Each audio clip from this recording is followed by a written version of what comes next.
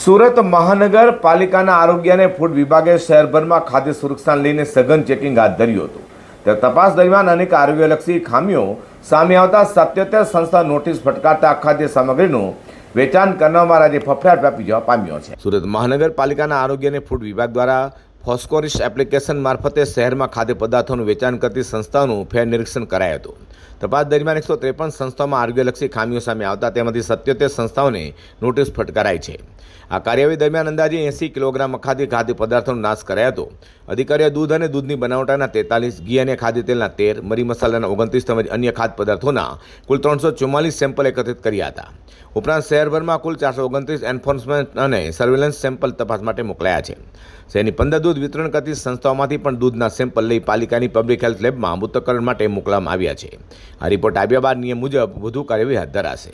આરોગ્ય વિભાગના ફૂડ વિભાગ દ્વારા જૂન મહિનામાં દરેક ઝોન મળીને કુલ 1176 જેટલી સંસ્થાનું ચેકિંગ કરવામાં આવ્યું અને એમાંથી 77 સંસ્થાનું તો પોસ્ટ ઇન્સ્પેક્શન પણ કરવામાં આવ્યું એપ્લિકેશનમાં અને 153 જેટલી સંસ્થામાં આરોગ્યલક્ષી ખામી જણાતા નોટિસ આપવામાં આવી અને 80 કિલો જેટલા અખાદ્ય જથ્થાનો નાશ કરવામાં આવ્યો.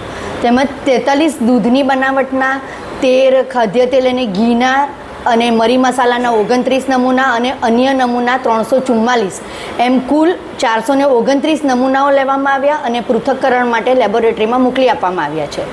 અને તે ઉપરાંત 4174 કિલો શંકાસ્પદ ખાદ્ય પદાર્થને સીઝ પણ કરવામાં આવ્યો છે. અને સુરતમાં જે ટેન્કરો દ્વારા અલગ અલગ ડેરીઓમાં દૂધ સપ્લાય કરવામાં આવે છે અને તે ડેરીઓ પછી જે દૂધનું વેચાણ કરે છે તેના પણ સેમ્પલ લેવામાં આવે છે. દરેક ઝોનમાંથી મળીને કુલ 15 જેટલા નમૂના લીધેલા હતા અને એને લેબોરેટરીમાં ટેસ્ટિંગ માટે મોકલી આપ્યા છે. અને જો એના રિઝલ્ટ આવશે એટલે આગળની કાર્યવાહી કરવામાં આવશે. સુરતીઓના આરોગ્યની દરકાર લઈ મનપાનો આરોગ્ય વિભાગ અને ફૂડ વિભાગ ચોમાસા દરમિયાન પણ સતત ચેકિંગ અને તપાસ કરી રહ્યું છે.